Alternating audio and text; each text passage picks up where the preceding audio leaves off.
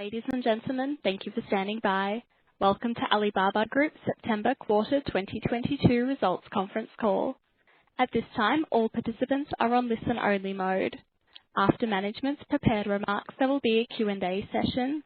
I would now like to turn the call over to Rob Lin, Head of Investor Relations of Alibaba Group. Please go ahead. Thank you, and good day, everyone. Welcome to Alibaba Group's September quarter 2022 results conference call. With us are Daniel Zhang, Chairman and CEO, Joe Tsai, Executive Vice Chairman, Toby Xu, Chief Financial Officer. This call is also being webcasted from the IR section of our corporate website. A replay of the call will be available on the website later today. Now let me quickly cover the safe harbor. Today's discussion may contain forward-looking statements. Forward-looking statements involve inherent risks and uncertainties that may cause actual results to differ materially from our current expectations. For detailed discussion of these risks and uncertainties, please refer to our latest annual report on Form 20-F and other documents filed with the U.S. SEC or announced on the website of Hong Kong Stock Exchange. Any forward-looking statement that we make on this call are based on assumptions as of today, and we do not take any obligation to update these statements, except for as required under applicable law. Please know that certain financial measures that we use on this call, such as adjusted EBITDA, adjusted EBITDA margin, adjusted EBITDA margin, non-GAAP net income, non-GAAP diluted earnings per share or ADS, and free cash flow are expressed on a non-GAAP basis. Our GAAP results and reconciliation of GAAP to non-GAAP measures can be found in our earnings press release. Unless otherwise noted, growth rates of all stated metrics mentioned during this call refer to year-over-year growth versus the same quarter last year. In addition, during today's call, management will give their prepared remarks in English. A third-party translator will provide simultaneous Chinese translation on another conference line. Please refer to our press release for details. During the Q&A session, we will take questions in both English and Chinese, and the third-party translator will provide consecutive translation.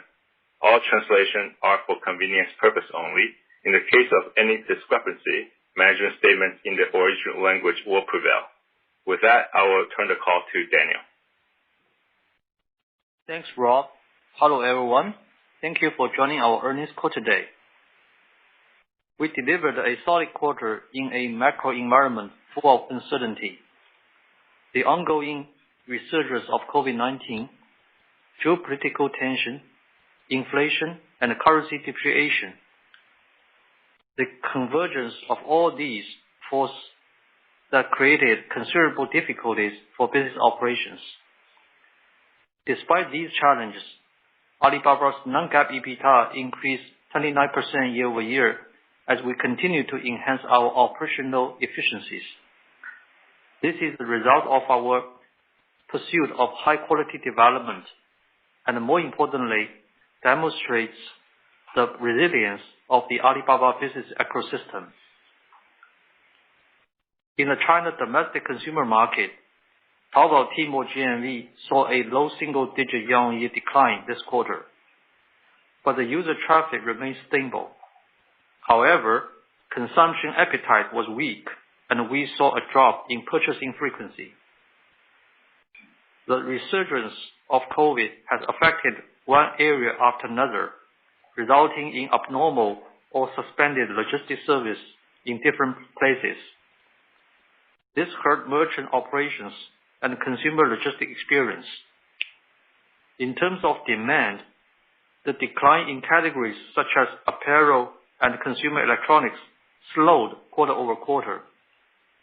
Interest-based categories such as outdoor recreation and pet care and health and wellness-related categories recognize positive growth.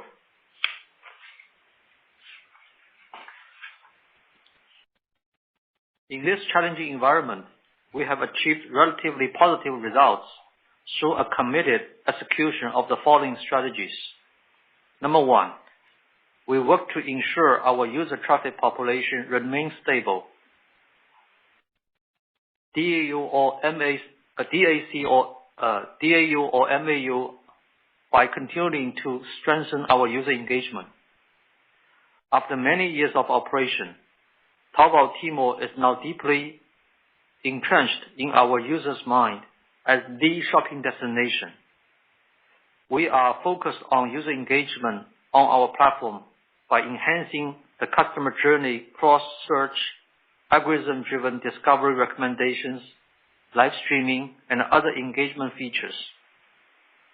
We stimulated consumption interest and drove conversion by highlighting the factors that influence purchase decisions through short-form video, photos, texts, and other means of communication.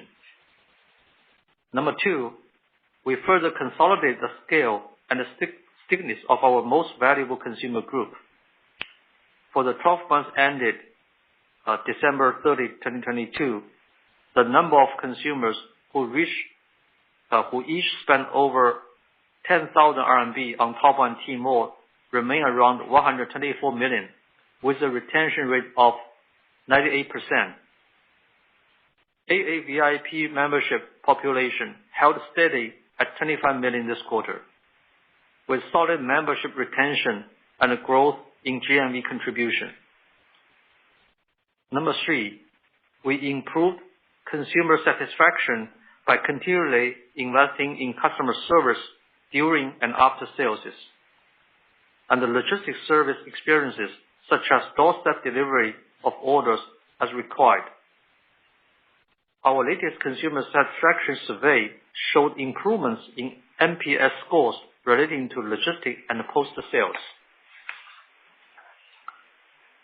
During our recent 11/11 Global Shopping Festival, Taobao Tmall's total GMV was in line with the performance last year during the same period. Initial fruits of the operation strategies outlined just now were seen during November 11. More than 600 million users engaged with our November 11 related contents, a single-digit growth year-on-year. Although the total number of buyers declined compared to the same period last year, the average GMV per person increased. As for our consumer profile, more than 98% of our AAVIP members bought something during November 11 season. Moreover, the contribution by AAVIP members to the total GMV continued to grow. Regarding product categories, consistent with what we observed during the rest of the quarter, interest-based categories such as outdoor recreations and pets and health and wellness-related categories saw positive growth. Consumer electronics also enjoyed positive growth during November 11 season. However, there are a few factors that negatively impacted our Double 11 performance.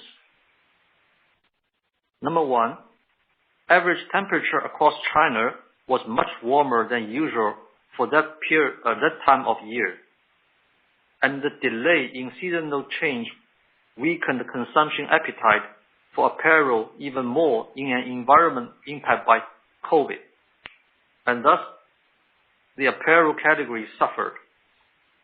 Number 2, starting in October and through the 11/11 campaign period, nearly 15% of delivery areas across China experienced abnormal or suspended logistics services. This had a significant impact on the merchant's ability to fulfill orders on time and the delivery company's ability to make regular deliveries. But recently, we are seeing improvements. Number 3, 11/11 has become an event celebrated and embraced by the entire society. Given the uncertainties relating to the COVID-19, merchants were especially keen to take advantage of this opportunity to capture as much growth as possible across every available channel. Objectively speaking, they offer the consumer more choices, both online and offline.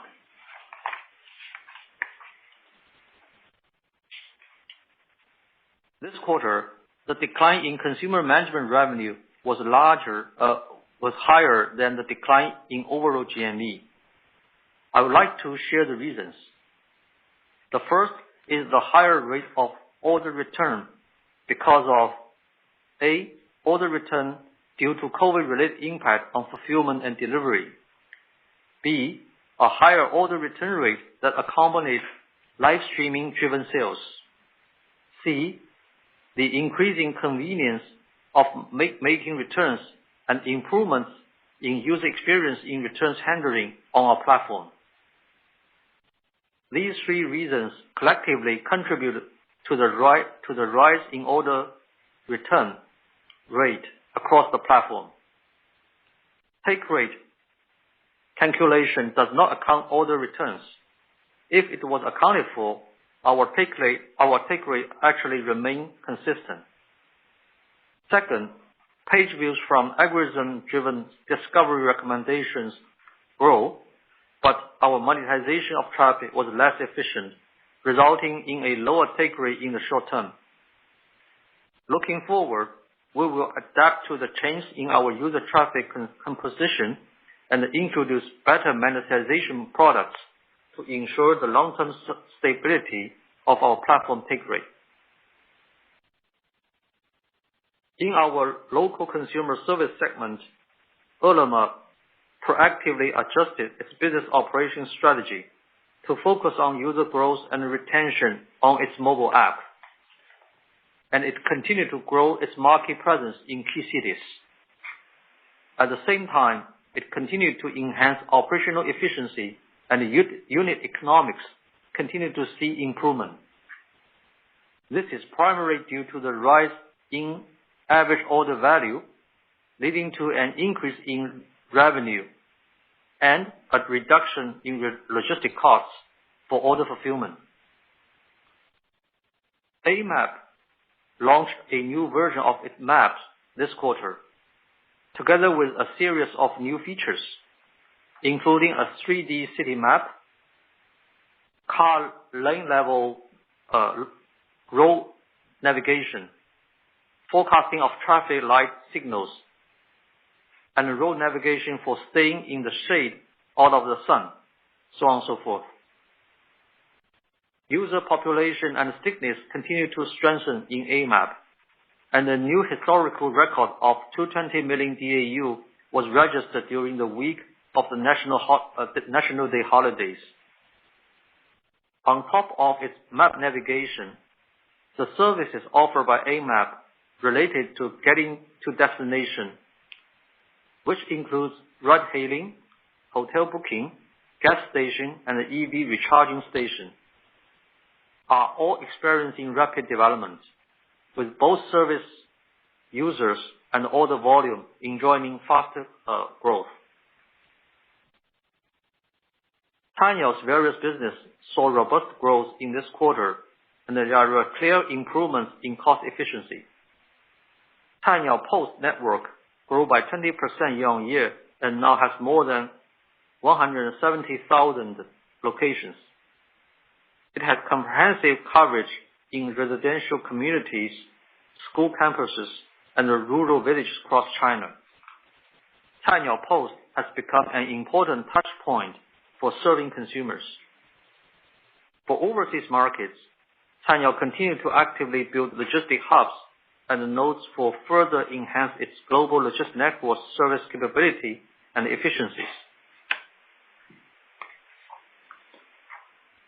In overseas markets, the rise in logistic costs due to inflation and currency depreciation against the US dollar has contributed to order volume decline of 12% year-on-year in our cross-border export business, AliExpress.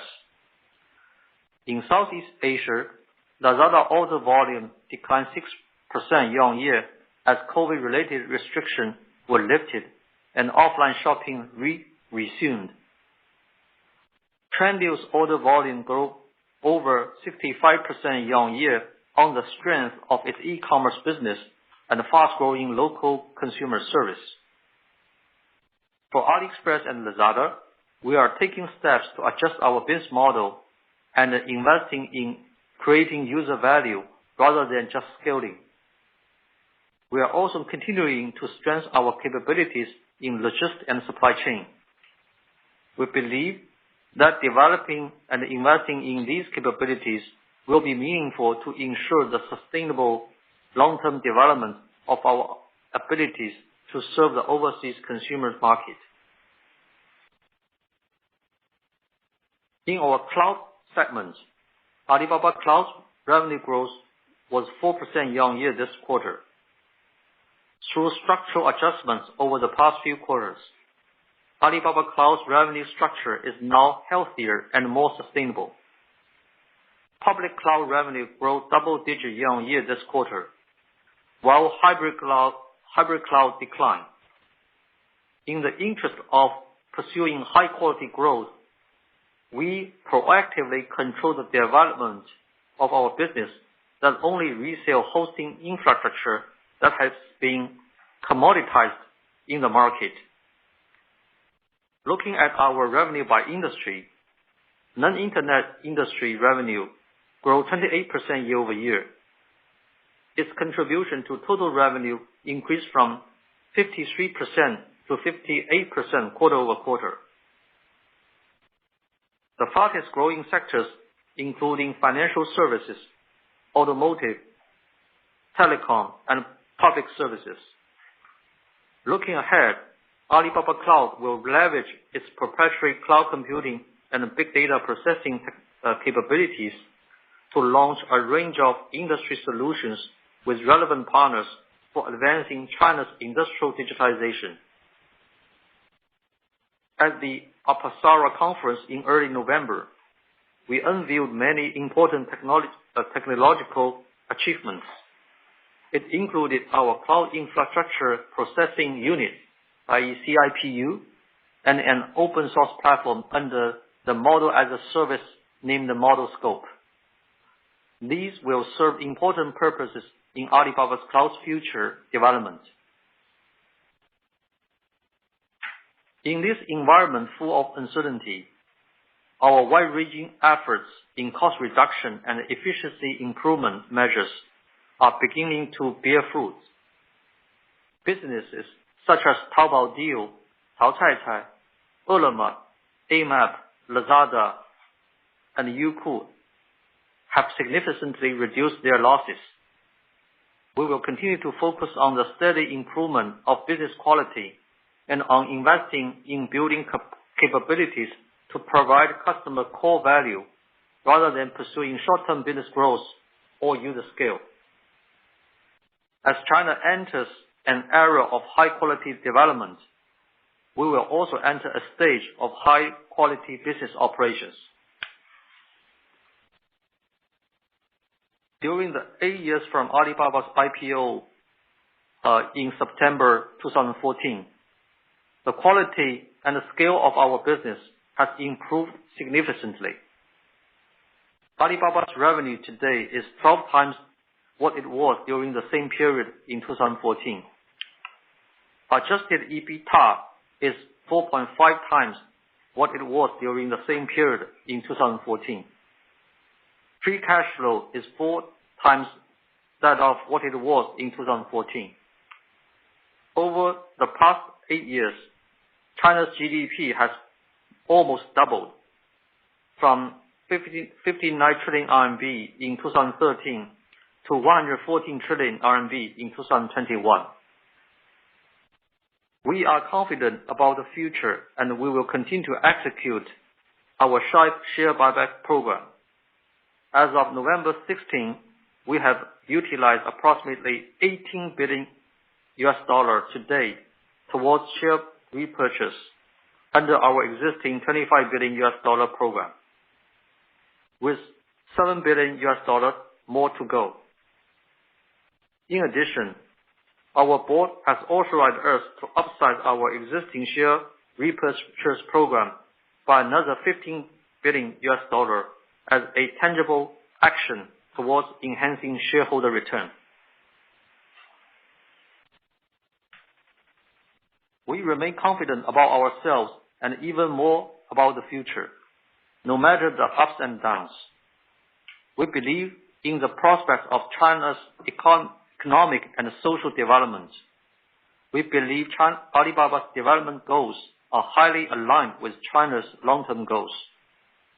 We believe Alibaba can play an important role in the digitalization process in China and around the world. We have taken note of the latest adjustment in China's COVID-related policies and proactive commentary from relevant government regulators about promoting the digital economy and the high-quality development of platform businesses. We believe that COVID will ultimately pass, and our society, our economy, and our lives will eventually return to normal.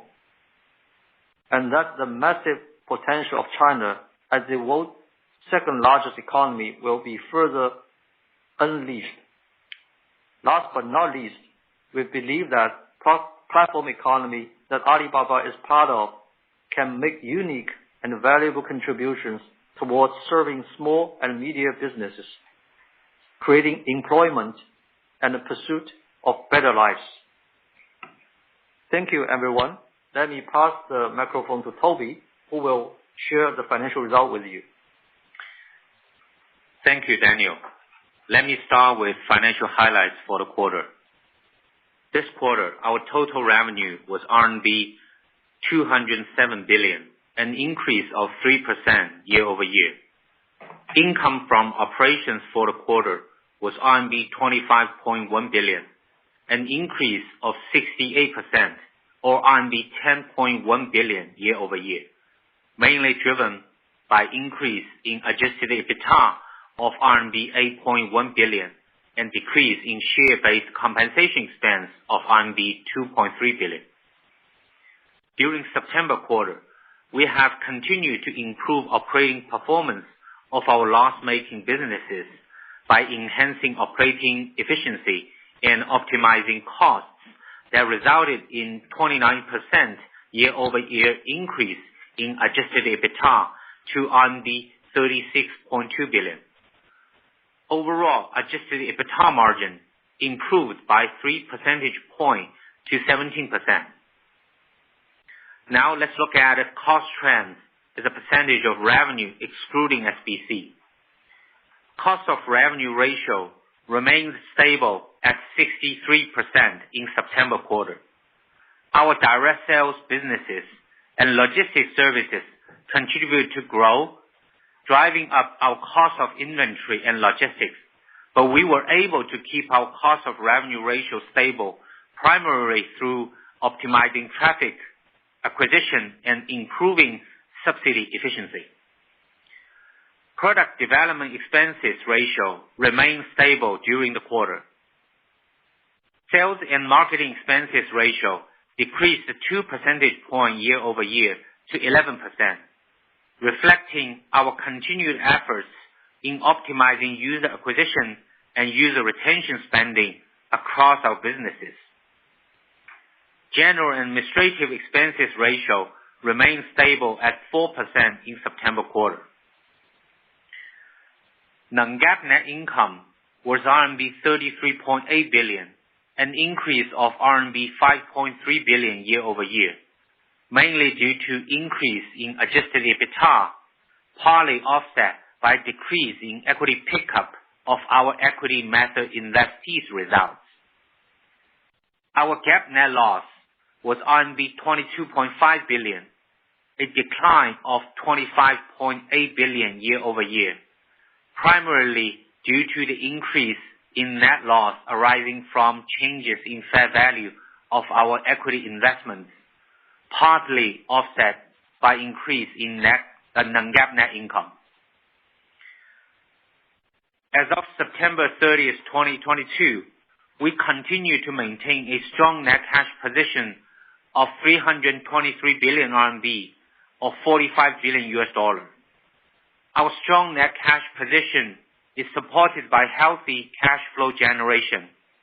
In September 2022 quarter, cash from operating activities was RMB 47 billion, and free cash flow were RMB 36 billion respectively, which were up by RMB 11 billion and RMB 13 billion versus a year ago. Majority of the difference between operating cash flow and free cash flow is operating capex at RMB 11 billion, down by RMB 1.7 billion versus a year ago. Net cash outflow for investments and acquisition activities, net of inflow from disposals, significantly reduced to RMB 2.4 billion compared to RMB 21.5 billion in the same period last year. Importantly, under current market conditions and given the confidence we have in the long-term sustainability of our business, we have been repurchasing our shares aggressively. For the fiscal first half ended September 30th, 2022, we repurchased approximately 62.9 million of our ADSs for approximately $5.6 billion, which is equivalent to about 70% of our free cash flow during the period. From October 1st to November 16th, we have repurchased another $2.6 billion in ADSs under our share repurchase program. Our strong balance sheet and free cash flow give us the flexibility to execute this share repurchase program with confidence. Now, let's look at our segment results. Revenue from China Commerce segment in September quarter was RMB 135 billion, a decrease of 1% year-over-year. Customer management revenue decreased by 7% year-over-year to RMB 66.5 billion. Taobao and Tmall physical goods pay GMV declined by low single digit. Customer management revenue is composed of advertising and commission revenue. Within the advertising, search advertising revenue continued to observe positive growth as it provides consistent return for merchants, while non-search advertising is negatively impacted by overall macro conditions and other factors.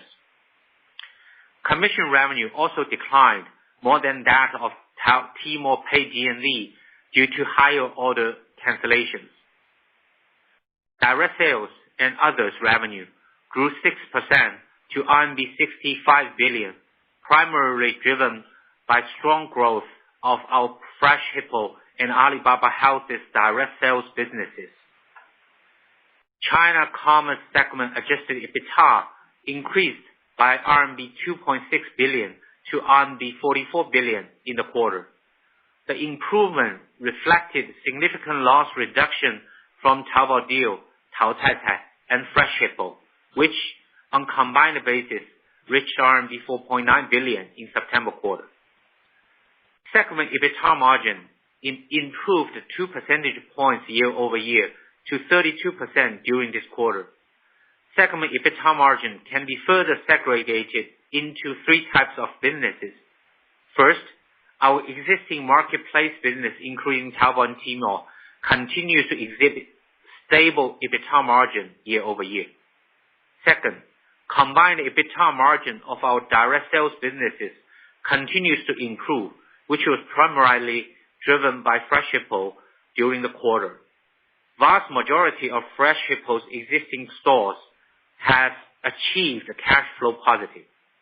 Lastly, new businesses, including Taobao Deal and Taocaicai, significantly reduced losses year-over-year, as previously mentioned. Our international commerce segment revenue in September quarter was RMB 15.7 billion, an increase of 4% year-over-year. Revenue from international commerce retail business increased by 3% to RMB 10.7 billion. The increase was primarily driven by Trendyol as a result of its strong order growth of over 65%, partly offset by a decrease in AliExpress order as a result of challenges faced in cross-border e-commerce demand in Europe due to depreciating euro and increasing logistic costs. Revenue from our Alibaba.com wholesale business grew 6% to RMB 5 billion. The increase was primarily due to resilient 8% growth in value of transactions completed on Alibaba.com that led to an increase in revenue generated by cross-border related value-added services. International commerce segment adjusted EBITDA loss narrowed by RMB 1.5 billion to RMB 960 million in September quarter. The significant loss reduction year-over-year was primarily contributed by the reduced losses from Lazada and Trendyol. Lazada has continued to improve monetization rate as well as enhancing operating efficiency. During the quarter, loss per order for Lazada narrowed by over 25% compared to the same period last year. While Trendyol's improvement is a combination of strong revenue growth despite forex headwind as well as enhanced operating efficiency. Our local consumer service segment revenue in September quarter grew 21% to RMB 13 billion, primarily driven by strong revenue growth of AMAP, as well as higher average order value and more efficient use of subsidies that were contra revenue of Ele.me. Local consumer service adjusted EBITDA loss reduced by RMB 3 billion year-over-year to RMB 3.5 billion. Most of the loss reduction was driven by Ele.me business, while rest of the other businesses also recorded reduced losses. Ele.me continued to improve its unit economics per order by increasing average order value, reducing delivery cost per order, and optimizing user acquisition spending. Its UE continued to improve year-over-year and remained positive this quarter. Revenue from Cainiao, after inter-segment elimination, grew 36% year-over-year to RMB 13.4 billion, primarily contributed by the increase in revenue from domestic consumer logistics services as a result of service model upgrade since later 2021 to enhance customer experience, and also the international fulfillment solution services revenue increase. In September quarter, 73% of Cainiao's total revenue was generated from external customers. Cainiao recorded adjusted EBITDA profit of RMB 125 million in September quarter, an increase of RMB 440 million year-over-year.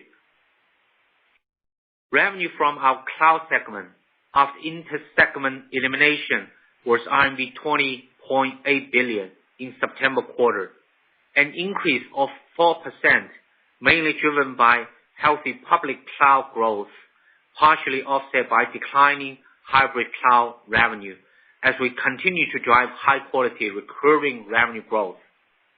Revenue growth for non-internet industries continued to accelerate, growing 28% and contributed 58% of overall cloud revenue.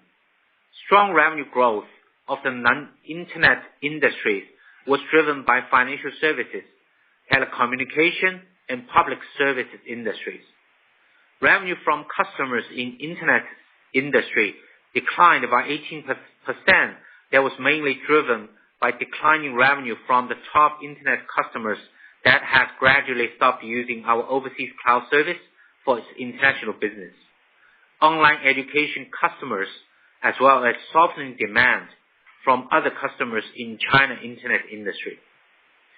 Adjusted EBITDA of cloud segment, which comprised of Alibaba Cloud and Jingtalk, was a profit of RMB 434 million in September quarter, increased by RMB 38 million year-over-year.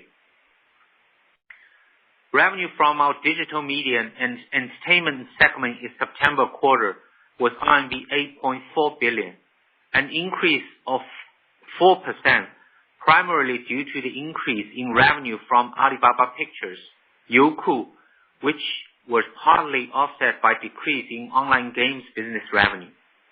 Adjusted EBITDA was a loss of RMB 117 million, reduced by RMB 814 million year-over-year, primarily driven by narrowing of losses from Youku and improved profitability of Alibaba Pictures.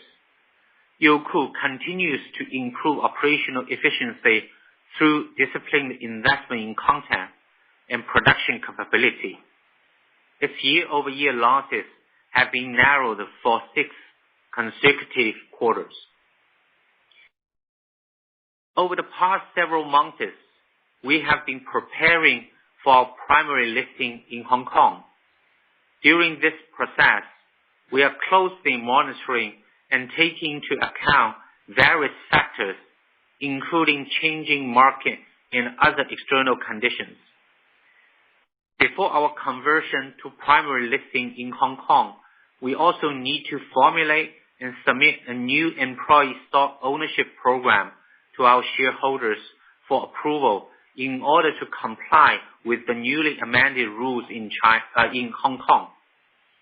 The new ESOP program will continue to align the development of our company with the interests of our long-term shareholders. Accordingly, we will not complete the primary conversion before the end of 2022 as initially planned. We will continue to evaluate the various factors during this process and update our investors in due course. To wrap up, since I've taken up the CFO role early this year, I've met many shareholders, and I really appreciate all of your feedback. As I have communicated to many of you, we will proactively execute our capital allocation strategy to create and unlock our company's intrinsic value. We consider 3 important factors. Firstly, we will be focused. We will not only continue to execute our 3 growth pillar strategy, but we'll also prioritize growing businesses that improve our medium to long-term revenue growth and profitability profile. We remain confident of the growth prospects of our businesses, many of which are leading players in their respective markets. Second, in order to optimize our capital resources, we will continue to be more selective in M&A activities, monetize less strategic investments, and unlock the value of selected subsidiaries. Lastly, we want to better align our business performance to the interests of our long-term shareholders. During each of fiscal year 22 and fiscal first half 23 period, we have deployed around 70% of free cash flow to share buyback. As of November 16, 2022, we had repurchased approximately $18 billion of our shares under our existing $25 billion share repurchase program. In addition, our board of directors has approved to increase our existing share repurchase program by another $15 billion and extended the program through the end of March 2025. Currently, we have an unutilized amount of $22 billion under our upsized and extended share repurchase program. We hope our ongoing consistent share repurchase program will deliver attractive, consistent return to our long-term shareholders, especially during this period of extreme market volatility. Thank you. Now let's turn to Q&A. Hi everyone.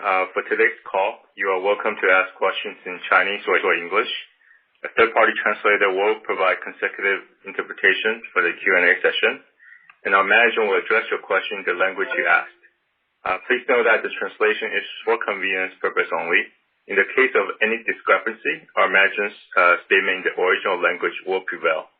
If you are unable to hear the Chinese translation, bilingual transcripts of the call will be available on our website within 1 week after the meeting.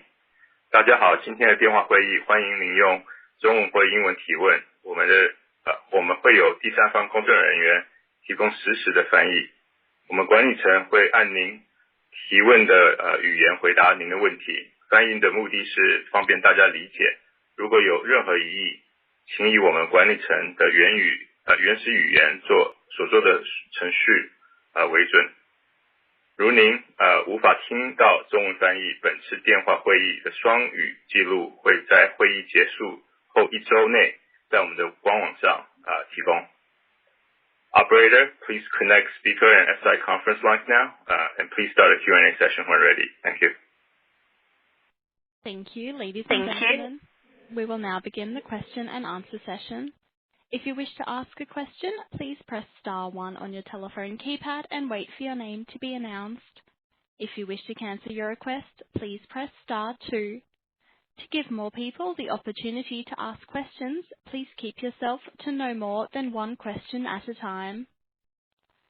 Your first question comes from Ronald Kung from Goldman Sachs. Please go ahead. 谢谢 Daniel、Toby 和 Rob。那我想问关于我们的客户管理收入，就是 Customer Management Revenue， 就管理层对国内这个 GMV 和 Take Rate 的一些展望。因为我们看到这个 GMV 在双11公司管理层说大概跟去年持平。那如果比起9月这个季度，我们说单位数的下降，看来有一些好转。但同时间我们也看到这个邮政局的包裹同比11月还是有一些下降的，所以我们应该怎么理解最近的这些趋势，和我们预计未来几个季度内，如果疫情和宏观稳定下来，我们会不会能看到 GMV 和 CMR 同比能在可能未来几个季度出现一个转正的一个可能性？谢谢。Thank you, Daniel, Toby, and Joe and Rob. My question has to do with customer management revenues and GMV. We noted in your prepared remarks, you stated that GMV during Double 11 this year was consistent with that of last year. So it seems there's an improvement there from the single-digit drop in the September quarter. But looking forward to the next several quarters as we anticipate more stabilization in the macro environment, can you share with us your view of how GMV may grow and also the CMR revenue? 好，谢谢。我来讲一下这个问题啊。其实我刚才在这个我的 script 里面已经详细讲了一下对这个 CMR 的这个问题的一些分析啊。这个也知道投资者也非常关心这个问题啊。其实对于这个今天我们看这个，其实这个我们的 GMV 在这个疫情情况下包括我们在整个电商的运营的这个手法的变动下，就销售方式的变动下，特别像直播这样的品类直播这样的一个销售方式在这个迅速的发展的情况下其实这个都会对综合的这个整个的平台的这个退货率产生一个影响所以我想当讨论这个 CMR 的这个发展的时候，其实我们通常会把 CMR 和 Take Rate 一起去看，但实际上其实说这两个因素还有点不一样第一个从 Take Rate 来讲，其实本质上因为它在 CMR 当中是有一部分是跟实际商家的基于退货以后的 GMV跟它的销售佣金有关系这一块其实我想是这个跟退货会有的退货率会有高度的关联第二个从整个的这个广告的这个收入在整个这个 CMR 中的这个表现来讲这个它首先还是跟这个宏观经济的情况广告主的这个投入的意愿和这个广告主的或就是我们的商家的整体的这个经营情况有关系。那我先停一下这里。Thank you. Well, in fact, in my prepared remarks earlier, I did offer some detailed analysis of the CMR issue, and I do understand this is an issue in which investors are very interested. Certainly, when it comes to GMV in the context of the ongoing impact of the pandemic, as well as ongoing changes in the way that goods are marketed and sold to consumers, in particular with the rapid increase in live streaming and growing importance of live streaming, there has been an overall impact on returns of purchases on the platform. So typically when we talk about CMR, we do talk about that in conjunction with the issue of returns. But there are some differences between the two pieces. First of all, when it comes to take rate, we talk about CMR, and that's connected with post-return GMV. So the amount of returns will be highly correlated with that. But the second piece is advertising revenue, and in the current macro environment, certainly there's reduced willingness on the part of merchants to invest, as well as the macro environment's impact on the merchant's own business. 第二个，从我们自身来讲，我们还是积极的把这个整个的把这个 CMR 的收入作为一个结果这个最重要的是能够为商家提供他们去在平台上经营他们的消费者、经营他们的用户的一个手段无论是跟我们今天的原来大家都熟悉的付费搜索，包括近年来发展的这个推荐，和在最近在高速兴起的这个直播等销售方式经营活动能够高度的相关这样的话这个对我们来讲都是去实现这个帮助商家去更好的经营他的消费者、经营他的用户的这种方式，最终来实现我们 CMR 的增长。在这条路上，我们的道路和前景是非常清晰的谢谢。But secondly, in terms of our own focus on growing CMR revenue, this should really be a result of all of the efforts that we make to help merchants better engage consumers on the platform and drive their sales. So be it in terms of paid search, with which everyone is very familiar, and more recently smart recommendations and live streaming that has grown very rapidly lately. These are all different ways that we can enable merchants to better engage with their consumers and to drive their sales. And the results of merchants achieve that success should be reflected in our CMR revenues. Operator, next question. Thank you. The next question comes from Thomas Chong from Jefferies. Please go ahead.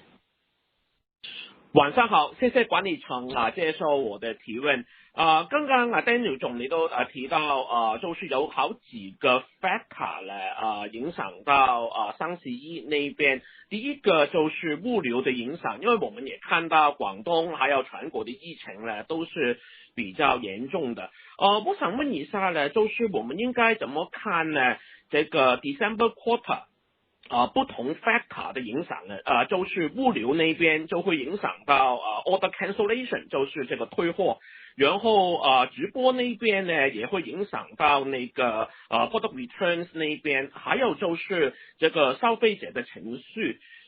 如果我们要做一个排序的话呢，对 CMR 的影响或者是 GMV 的影响呢，我们应该怎么去考虑到消费者的情绪，然后疫情的物流的影响，还有就是直播的那个退货率的三个的影响的一个排序了。然后第二个问题也是看到了我们China Commerce 的那个 EBITDA 呢做得非常好，有 6% 的一个增长。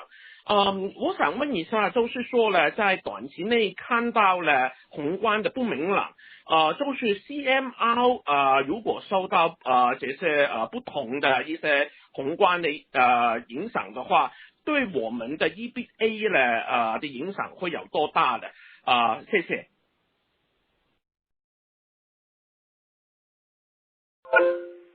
Thank you, management. Daniel spoke earlier about several factors that affected performance this year during Double 11. Certainly, we noted on the logistics side there were some serious disruptions in various regions in China. So I'm wondering, looking at the December quarter, how would you rank the impact of these different factors if you're going to order them? Looking at order cancellations as one factor related to live streaming, also just consumer sentiment, and also the ongoing impact of the pandemic. If you were going to order those factors in order of importance, what would that look like? And then secondly, we saw on the China Commerce side that very good results were achieved in terms of EBITDA with a 6% increase there. So in the short term, I'm wondering if you could talk a little more about, if CMR is impacted on an ongoing basis by these macro factors, how big an impact that could be expected to have on EBITDA. Thank you. 好，那我说一下，第一个呢，其实对于整个对阿里我们的零售平台来讲，其实刚才我说的这三个情况就是包括这个刚才您问的这个总结的这三个现象，就对我们确实影响是在动态的变化的。那我想最基本，如果你排个序的话，我觉得最重要的还是任何这个企业、任何平台还是在一个宏观经济的大环境当中所以我想最 fundamental 的这个对我们的这个带动作用，或者说可能带来的影响，都是最重要还是消费者的信心消费者的这样的这个需求的这个愿望我觉得这是最基本的一点这也是最 fundamental 影响。我想不仅是阿里，也是所有的消费的不仅是线上，也包括线下整个的社会消费我想这个是第一位的第二个，我觉得最近我也说了，这个特别是随着国家20条的出台，这个疫情的这个政策的这个出现了一些改变以后，其实对物流的保障应该会有一个正向的作用我们也看到了一些最近的一些进展一些局部的进展，但是尽管此时此刻还是会有一些地区物流还没有完全正常，甚至有所中断，但是我们会觉得这个情况会进一步的去改善。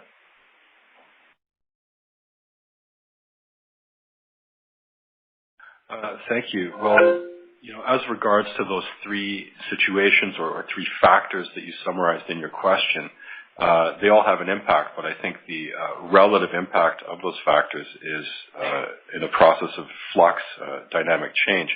But if I absolutely had to rank them, I would say, and this would be true for any enterprise or certainly any platform, that it would be the macro environment that we find ourselves in, which in turn has an impact on consumer confidence, consumer demand, consumer willingness to spend. And I think the macro environment would be the primary determinant, not just for Alibaba, but for all the players in the consumption space, both online and offline. And then on the second piece to this is with the introduction of the 20 measures from the state authorities, that can be expected to have a positive impact. We certainly do note still some ongoing disruption to logistics in certain regions of the country, but overall we do expect things to continue to improve in a positive direction.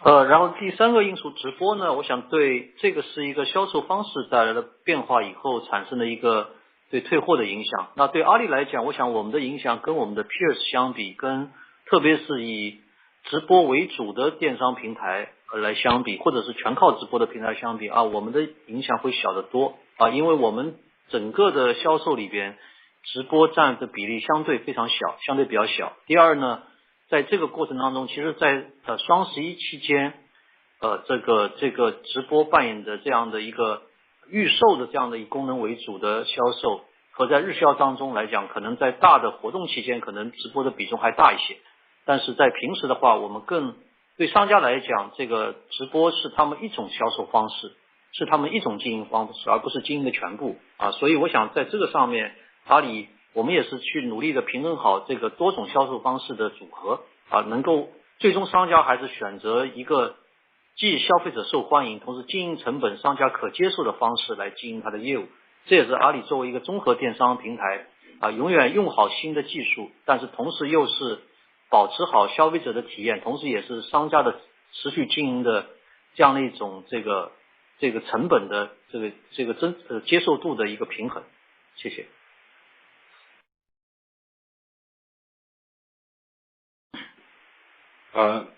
Thirdly, is with live streaming becoming a more important engagement format, as you mentioned, that has resulted in an impact on returns. However, I think Alibaba, compared to its peers, especially those who primarily rely on live streaming or basically just rely on live streaming, I think the impact on Alibaba is relatively smaller. During the Double 11 period, live streaming played a more important role on Alibaba than it does during the regular periods of the year, especially as regards pre-sales for Double 11. But in general, for Alibaba, live streaming is one format, one engagement format, and doesn't represent everything that we have to offer. Alibaba is working hard to balance these different formats to ensure that merchants are able to engage with their consumers in the ways that they want to be able to do that. Alibaba is open to embracing new technologies and new approaches, but at the end of the day, we do need that kind of balance to ensure a good consumer experience and also to ensure that costs remain acceptable to merchants. So it is about finding that right balance. 对于您刚才第二个问题，我想我很快来回答一下。您的问题是关于这个整体的 CMR 收入的下降是不是会对这个整个中国商业零售板块的利润产生影响？那回来的话，肯定是每一个收入的一定的下降都会对利润产生一定的影响。但正常你看到的，我们在中国商业零售板块整个的 EBITDA 其实在这个过去的一个季度跟去年比是一个上升，那这个当中最主要的控制还是对于所有业务的在投入上的控制跟包括投入效率的提升而实现的，不管是在原来盈利的业务的上头的盈利的提升，还是对亏损业务的亏损的下降，而最终实现了整个板块的 EBITDA 的差不多6个点的整个的一个提升。This is Toby. I'd like to add to that with regards to your second question, which had to do with the impact of the reduction in CMR revenue potentially on China Commerce profit going forward. Look, a reduction in any revenue stream would of course have an impact on profit at the end of the day. However, if you look at China Commerce EBITDA in this quarter, it was up. There was a positive increase year on year compared to the same quarter last year. And we've achieved that by being very disciplined in our spending and investment and also in driving higher levels of efficiency. So this increase in core commerce EBITDA has been driven by an increase in profit in the profitable parts of the business, as well as by achieving narrowing of losses in the parts that were making losses. So that's why you do see that increase of around 6%. Next question. Thank you. The next question is from Eddie Leong from Bank of America Merrill Lynch. Please go ahead. 晚上好，有一个假设的问题吧。好，如果我们假设疫情管控的一些风向有一个比较大的一些调整，想问一问，管理团队觉得对我们不同产品类型的一个好或是坏的一个影响大概是怎么样？哈，然后我们作为一个公司来讲，有没有一些准备的一些工作，可能就是准备可能未来疫情的一些管控的措施有一些风向上的一个改变。好，谢谢。Thank you. Good evening, management. I'd like to ask you a hypothetical question. I'm wondering if going forward there is a relatively large adjustment in pandemic control measures in China, how would that kind of adjustment impact on different businesses or different product types, and would the impact be positive or negative? And then related to that, I'm wondering if there are any preparations that Alibaba might be making or could be making as a company to better position itself for that future prospect of a major change in pandemic control restrictions. Thank you. 好，谢谢 Eddie 我说一下，我觉得非常好的问题。其实这个我们每个人都盼望疫情尽快结束，然后社会经济生活都恢复到正常。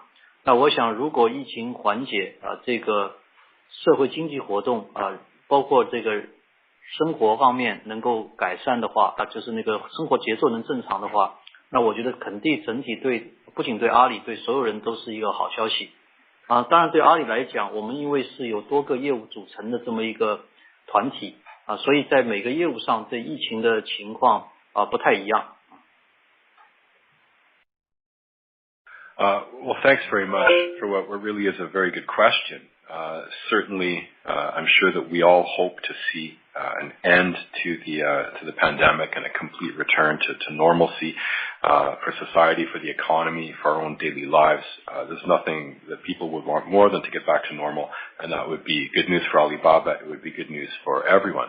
Now, certainly Alibaba's businesses are diverse and would be impacted in different ways. 那我想对我们的消费领域来讲，最重要的，我觉得疫情缓解以后，这是当生活恢复正常，特别是工作恢复正常，这个更多的就业机会以后，其实消费信心的增强我认为是这个整个对中国经济也好，对这个包括像阿里这样的企业也好，我想都是一个正面的作用这个最终消费还是非常重要的来推动经济发展的一个重要的一个引擎当然要消费，当然是需要对未来对消费者来讲，对未来要有信心，对未来要有稳定的预期，对自己的收入要有稳定的预期所以在这个情况下，如果能够有疫情的改善，一定会对这方面的心理预期和信心起到一个正面的作用，也能够促进到消费。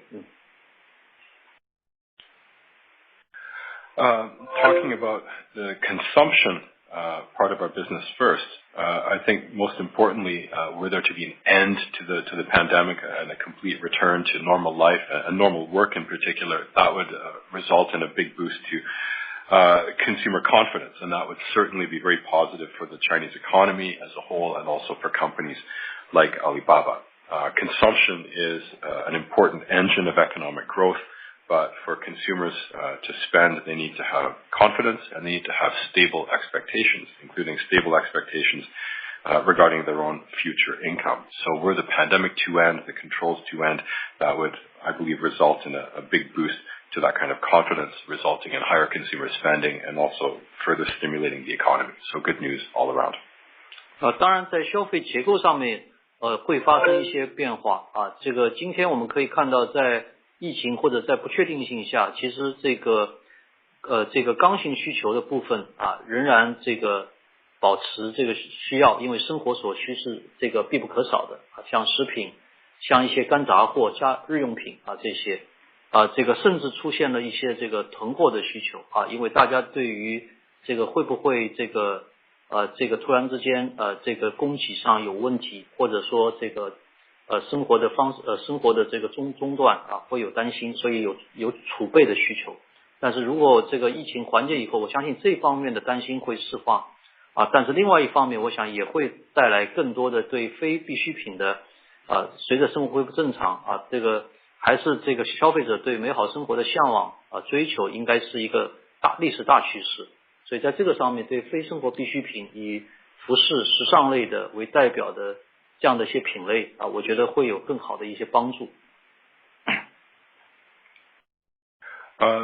Secondly, I would say that you could expect to see an impact on the consumption mix in the context of the pandemic and with all the uncertainty. There's been an increased focus on non-discretionary consumption, on daily essentials, food, groceries, things of this nature. And you've, of course, seen a lot of demand for stocking up, with people worried about potential supply disruptions, lack of access to necessities and essentials. So a lot of demand for people to stock up. Now, of course, were the situation to change, were the pandemic to ease, then I think you could certainly expect to see a corresponding increase in discretionary type of spending. So that would be a change we could expect to see. 对于阿里的在像云计算这样的这个 to B 的业务来讲，我想非常重要的一点就是这个只有这个企业因为企业现在所有的企业都看到了这个数字化的这个前景，都也希望积极参与到这个前景，但是也是基于企业对未来的预期和这个企业的经营是否正常是否能够增长，也会极大的决定他们对于数字化的投入这样的一个程度这个因为所有企业都会量入为出所以在这块上面，我想对整体上来讲，如果这个更多的企业在疫情缓解后能够经营更正常更有发展，那个对于整个在数字化的投入上也会对于云计算也会是一个好消息。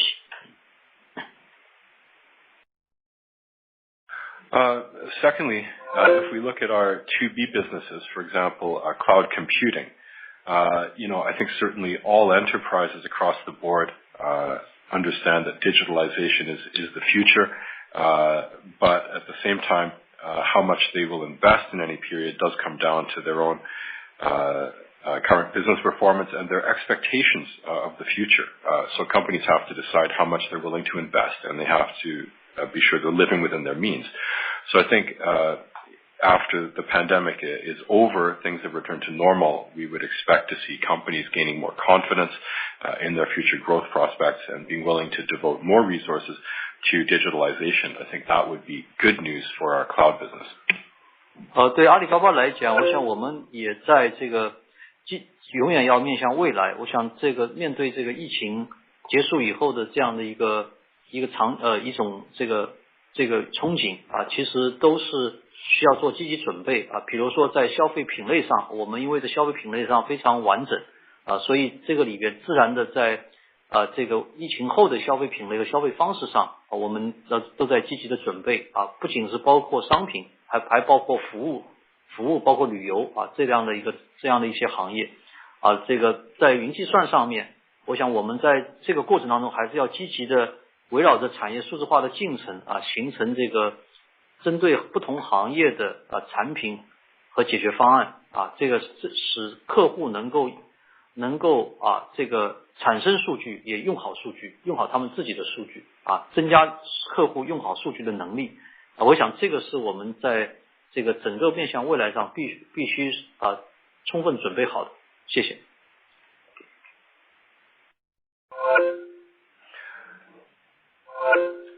So for Alibaba, I do think it's important that we always be looking to the future and, of course, hold out hope for the future.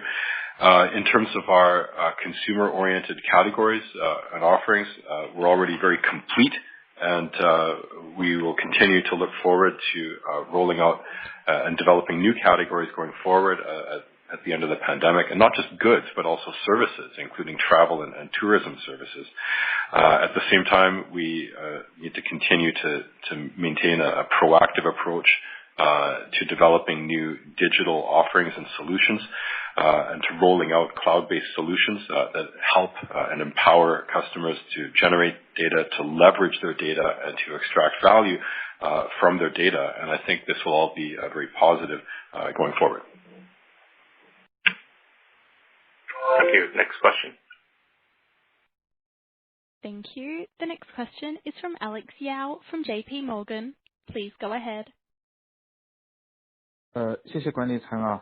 Daniel， 我想跟您请教一下，您刚才在 prepare remark 里面谈到了我们阿里巴巴长期的发展和国家的长期目标是紧密一致的，我们会积极参与到国家的这个数字化发展的进程里面来。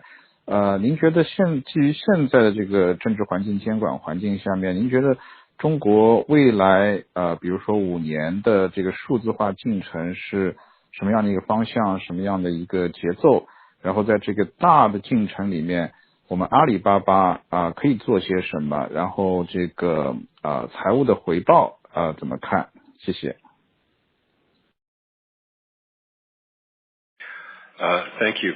Daniel, in your prepared remarks, you spoke about how Alibaba's long-term development is highly aligned with China's overall long-term development strategy and direction, including around digitalization.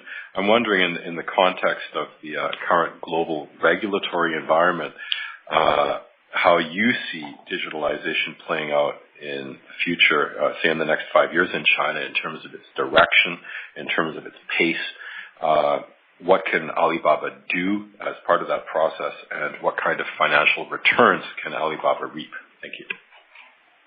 好的，这个对于宏观大的前景我想我们还是非常的表达的非常清晰因为我们对阿里巴巴自身的战略围绕着这个云计算，围绕着消费全球化的3个战略，我们这个认真学习国家的这个大的这个战略的发展，特别像20大的提出来的这个走向这个网络强国、数字中国这样的一个发展目标，其实是高度吻合的今天我想我们对于这个对阿里来讲，我们我在前不久的这个乌镇互联网大会上也讲了，对阿里来讲，我们23年来我们做的事情，第一个做了这个流通领域的数字化推动了流通领域的数字化其实是实体经济能够通过更好的建立流通市场、流通渠道，建立全数字化的流通市场、流通渠道，去这个服务消费者、服务最终的客户这个为了做好这件事情，同时又做了这个我们的这个数字化为支撑的物流的体系让整个物流的流转、供应链更高效流转，让货通天下推动这个货通天下的实现。这个今天中国也已经成为全世界这个快递最发达的国家，无论在我们的包裹的数量上，还是在我们的经营质量上都是全世界最发达的。那第三个，在近这个5到10年来其实我们积极投入到云计算，因为我们坚定的相信这个实体经济走向数字化的未来这是各行各业的共识今天无论从中国的数字化的防疫，还是到各个产业的走向全部的数字化其实我想都体现了，无论从公共服务领域到这个城市管理，到各个企业各个产业的数字化进程，这是我们高度的共识。所以在这个上面，我们对于阿里的发展的未来，服务好中国实体经济走向数字化，用好数字化的这个技术，这个能够这个进一步的这个长期发展我想是我们的一个坚定的信心所在同时我们也通过我们自己这个不断的技术的能力的提升让科技的能力进一步提升以云计算为载体更好的这个做好这个技术这个服务于实体经济服务于产业数字化的进程这样的一个工作。所以从这个意义上来讲，我们对于这个国家大的发展目标中间，阿里在中间，我们能参与其中，我们能做的贡献和这个发挥的作用我们有充分的信心我们也看到近期这个国家这个出台了一系列的政策包括对于平台经济高质量的发展这样的一些政策和一些这个判断我想我们也是非常的鼓舞也是希望能够在这样的一个过程当中能够进一步这个发挥阿里的作用能够为国家的发展、为实体经济的发展助力实体经济做好我们的工作。谢谢。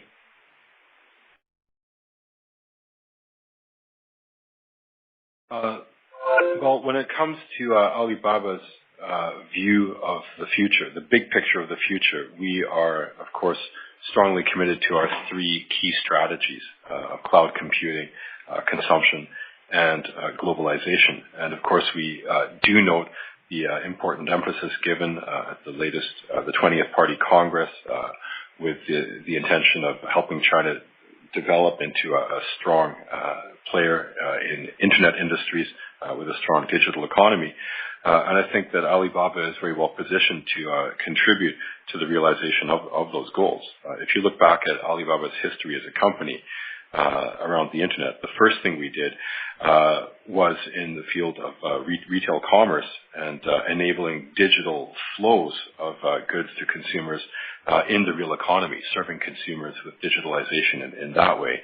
The second thing we did was bring digitalization to logistics, making it possible with high efficiency and high effectiveness to ship goods all over the country. And in fact, China today is now probably the number 1 country in the world when it comes to express delivery services, not only in terms of the number of parcels, but also the quality of services as well. And then thirdly, over the last 5 to 10 years, we've been very focused on investing in cloud computing, in helping companies go digital, not just companies though, but public services as well, enterprise management, as well as the digitalization of industry.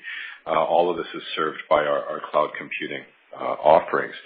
So going forward, we do indeed feel that as a company we're highly aligned with that overall direction in China to continue to empower this process of digitalization and to harness the benefits of digitalization as part of this long-term development process. And Alibaba as a company has tremendous confidence in our ability to do precisely that, to provide the technologies that will empower the real economy to create further value through digitalization.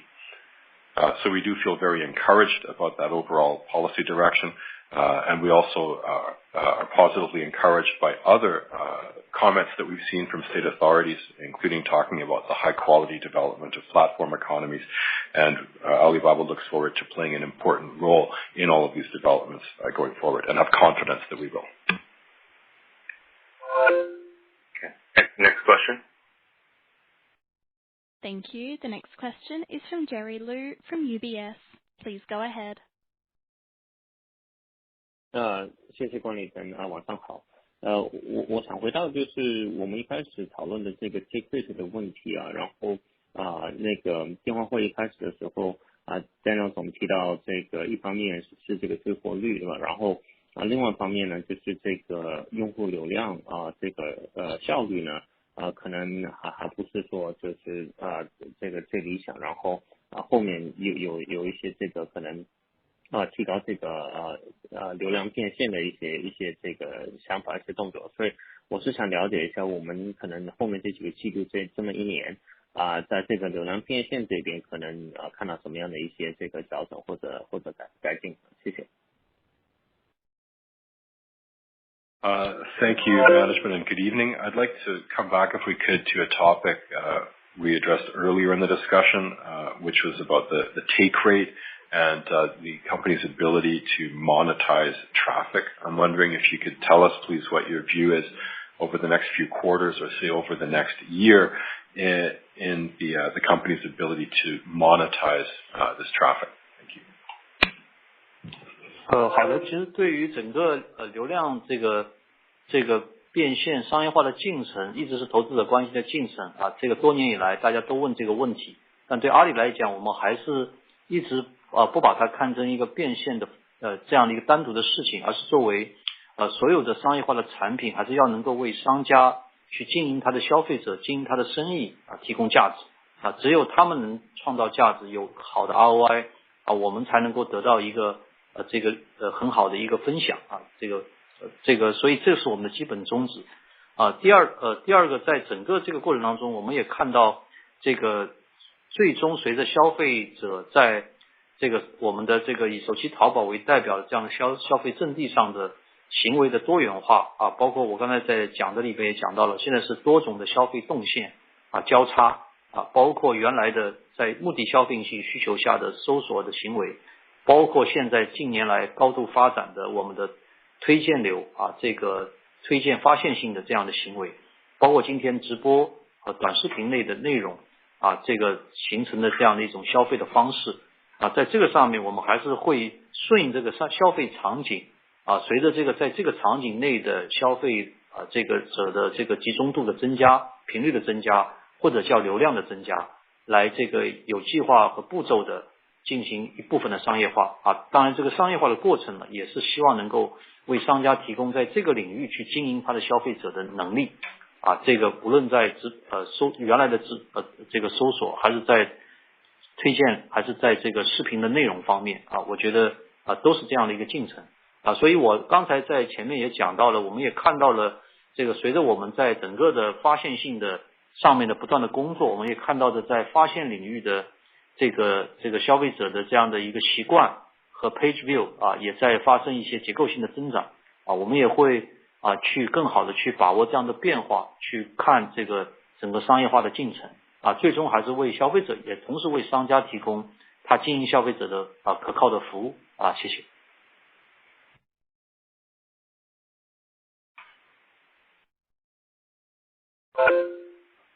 Thank you. Well, the topic of monetizing traffic is one of perennial interest, of course, to investors, and we've taken many questions on this topic over the years. But it's not a question that we look at alone in isolation. It's all really about more about how we help merchants and how we create value for merchants, enabling merchants to achieve ROI.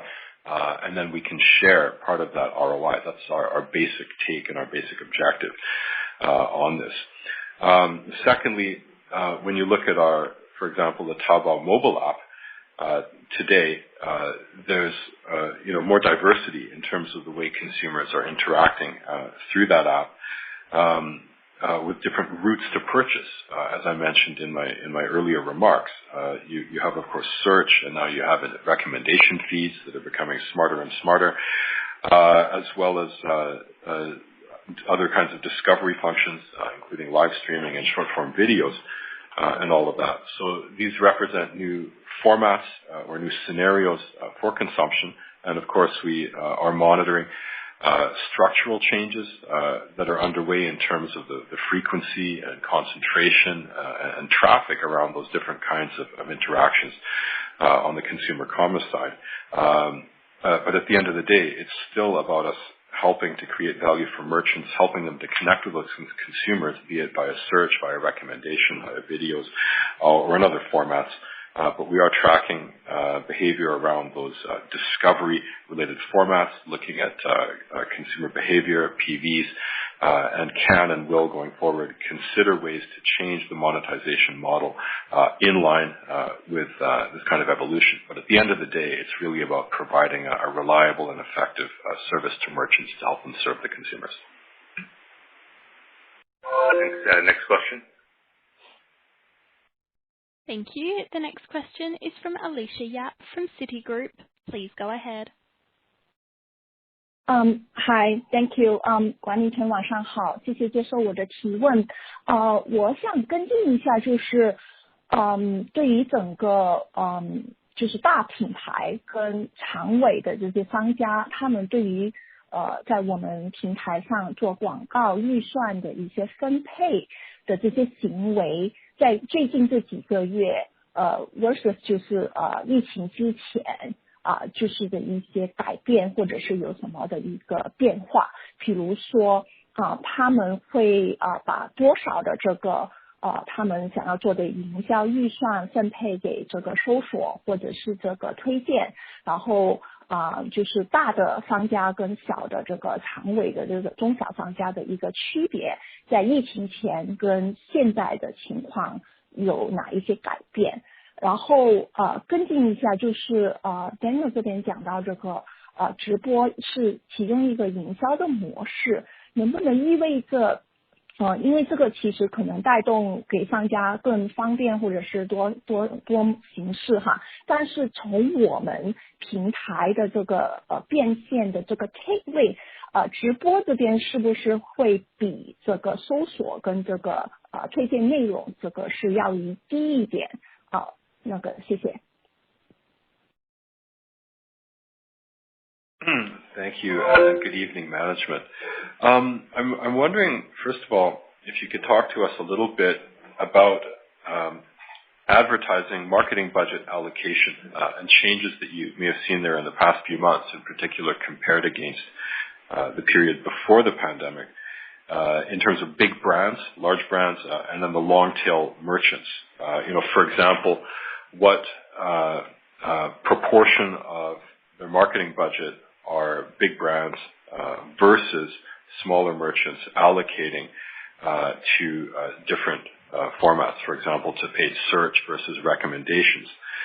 And then by way of follow-up, I was wondering if Daniel could tell us a bit about the take rate for live streaming versus search and recommendations, if the take rate for live streaming would happen to be lower than those other formats. Because you were talking about live streaming as one marketing format that could bring more convenience to merchants and be one more format. But I'd like to know about the take rate. Thank you. 好，那我两个问题分开讲一下 Alicia。第一个呢，我觉得就是说，其实对于疫情当中这个品牌的广告的这个行为，这个营销预算的这个行为我想在无论大中小商家在这样的在一个不确定性的一个疫情环境下，经营不确定性的环境下，总体我们看到还是它的这个营销投入更加谨慎更加谨慎。这个其实没有所谓，我认为没有所谓大中小之分，因为总体上都会更谨慎因为所有商家从经营上来讲，营销的预算的支出一定是他预计的收入的一个百分比这个无论按季度按年都是这样啊。所以这个角度，当对收入的预期有不确定的时候，营销预算一定会更谨慎，无论大中小都会是这样。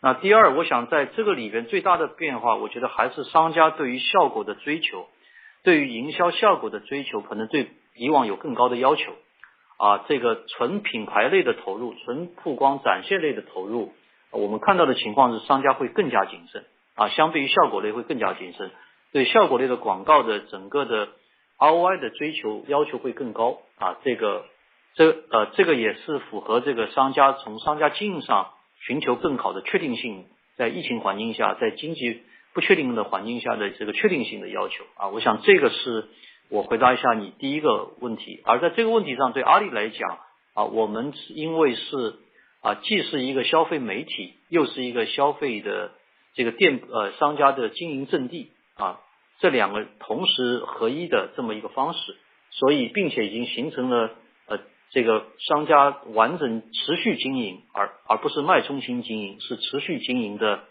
方法论和这个盈利模式。所以对商家来讲，我想跟这个淘宝、天猫这样的结合我觉得是一个这个是他们一个重要的一个经营的主阵地啊，这样的一个 position 我觉得今天我们看到在疫情环境下更加重要。我想这个商家也许会都去探索一些任何有新的这个平台或者新的通路的时候，都会去做探索，因为谁都想追求增量最后发觉追求增量这个中间付出的 ROI 长期来讲能不能稳定能不能可持续，我想这个是所有商家在特别的疫情环境下都会做更谨慎的判断的一个角度所以这是第一个问题。第二个问这个先翻译一下。Thank you. Let me divide this into a few pieces. When it comes to marketing budgets, and I think this is true of all kinds of merchants, large, medium, or small, in the context of the pandemic and considerable uncertainty, I think that all categories of merchants have become more prudent with regard to their spending on marketing. Because any company, regardless of its size, small, medium, large, is certainly going to be allocating a marketing budget as a percentage of its expected future revenues, be it in a quarter or be it in a year. So in the context of the pandemic, with heightened uncertainty around expected future revenue, of course there's going to be an impact on marketing budgets for all kinds of companies alike. I think secondly, a change that you have seen following the pandemic is higher demands around ROI, also a function of merchants being more prudent. They want to ensure that the advertising they're paying for is being effective and paying off in terms of ROI. So certainly a more cautious approach, especially to things like display advertising. Merchants, advertisers are looking for more certainty amidst all of the uncertainty brought about by the pandemic. Alibaba is, of course, very well positioned as both a consumer media and also a platform, the major platform for merchant operations in China. It's a place that merchants can come and achieve sustainable, ongoing business operations and success and be empowered with a whole variety of different tools to do that. And that's why Taobao and Tmall continue to be the primary place for merchants to come and do business. Now, of course, merchants are always going to explore new formats, new models, new platforms for that matter, that crop up because they're always looking to achieve incremental growth in their business. But at the end of the day, they will be looking at the ROI they're achieving and the sustainability of their investment in gaining that incremental new business. 好，关于第二个问题，就是关于直播的方式下的这个take rate 的问题。其实对阿里来讲，这个我们的直播有两种一种是这个作为一个店家他本来在我们这里就经营这样的一个网店，他直接他的雇员或者他请的这个第三方在这个店里以店铺的身份进行直播第二种，这个是我们独有的这个独有的方式。第二种是这个方式是这个一些这个我们叫 opinion leader 我们叫达人这个他作为一个纯粹的推广者它来帮助不同的店铺来进行这个直播啊，在自己的直播间直播啊，在达人自己的直播间直播。所以在这两个方式下，我们都有不同的这个商业的这个协议啊，其实来进行一个这个收入的一个分享啊，这个有一个收入的 take rate 的分享啊，所以从这个角度来讲，这个直播本身的这个占我们整体的生意的比重的大小，跟阿里作为一个平台，我们的商业化收入的这个高低并没有直接关系啊，并没有直接关系，所以我就简单回答一下，谢谢。Okay, thank you. We'll take the last question. Sorry, Rob, just to complete the... Sorry, go ahead. Yeah, so the second part of your question, Alicia, had to do with the take rate on live streaming. So Alibaba has two different kinds of live streaming. The first kind is merchant live streaming. So this is where you have a merchant store online with an employee or a third-party person engaged by the merchant doing live streaming as the store, and that's something unique to Alibaba. And then secondly, we have live streaming by opinion leaders. In Chinese, we call them daren. So they're running their own live stream on which they can give visibility to and promote other merchants. And we have agreements in place to ensure that we're sharing an incremental revenue growth via a take rate. So that is our model. Okay, last question, please. Thank you. The final question comes from Jiong Shao from Barclays. Please go ahead. 谢谢管理层take 我的问题。晚上好。我的问题是关于菜鸟。那么菜鸟这个季度呢表现非常好，对吧？业务也增长30%多。你们在 PR 里面简单的说了一两个原因，那我希望能不能够多讲一点，把它展开讲一下。这个强劲增长的原因是什么？然后呢related to 菜鸟呢，前面 Toby 也说了这个 unlock shareholder value。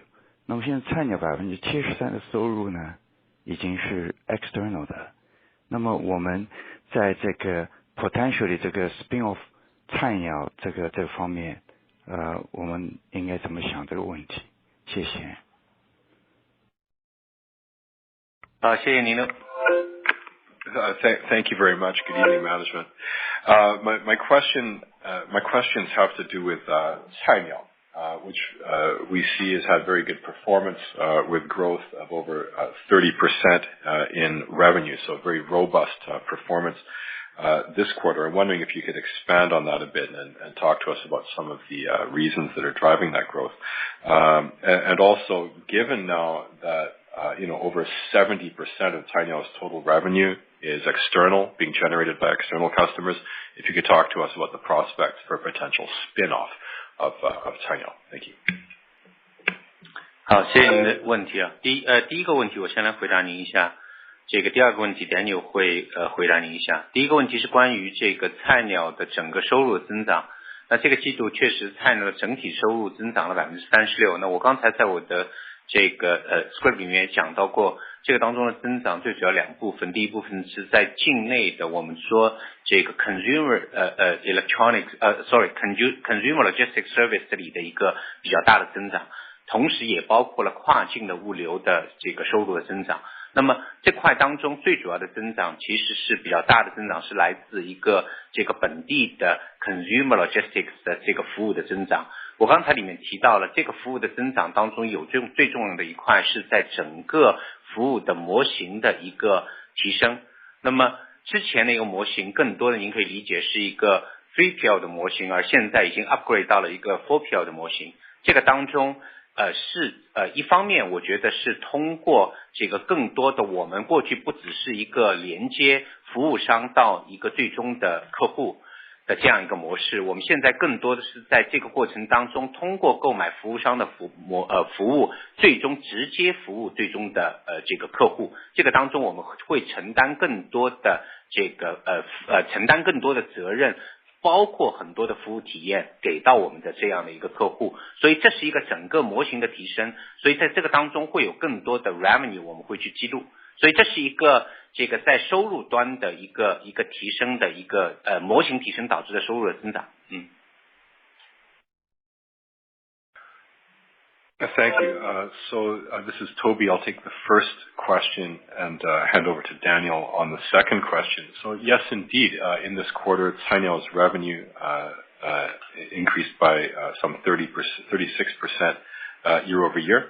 In my script, I did go into the reasons logistics side, the consumer logistics services, and secondly, on the cross-border side as well. But I think the biggest contributor was the local consumer logistics side, where we achieved very good growth and improvement, largely thanks to an enhanced service model. So going from more of a 3PL model to a 4PL model, where now we're not just passing on services to customers, but rather we are booking and purchasing services from different providers and then providing those services on to consumers, meaning that we're taking on more responsibility for the service, enabling us to provide overall better service, and that in turn is reflected in more revenue that can be recognized for Alibaba and an improvement in revenue for Cainiao. 对，所以对这样一个服务，一方面是我们提升了这个对 consumer 的这个对 customer 的这个服务，另外一方面也满足了相关的这个一些监管的一些要求，对于这个服务的一些这个行业的一些监管的要求。With this upgrade in our model, we are better able to provide services to our customers and at the same time also able to satisfy regulatory requirements that have been introduced into this space.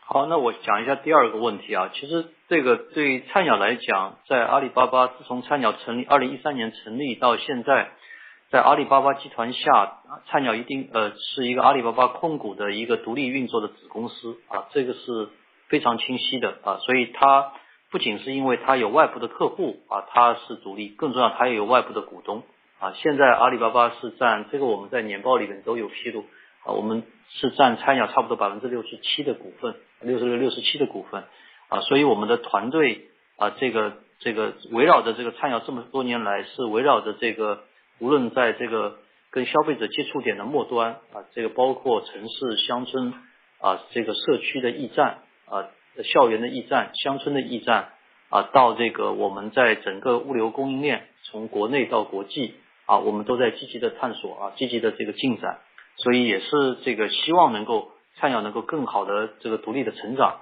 我们相信菜鸟的更好的成长一定是能够反哺到阿里巴巴集团的其他的这个数字商业的业务，无论是国内的商业啊，还是国际的商业，无论是零售商业还是这个 B2B 的商业，我想我们这个是阿里巴巴集团不同的业务之间的一个 synergy 啊，这个但是菜鸟肯定是独立面对市场，更好的独立的发展来服务到市场的客户。谢谢。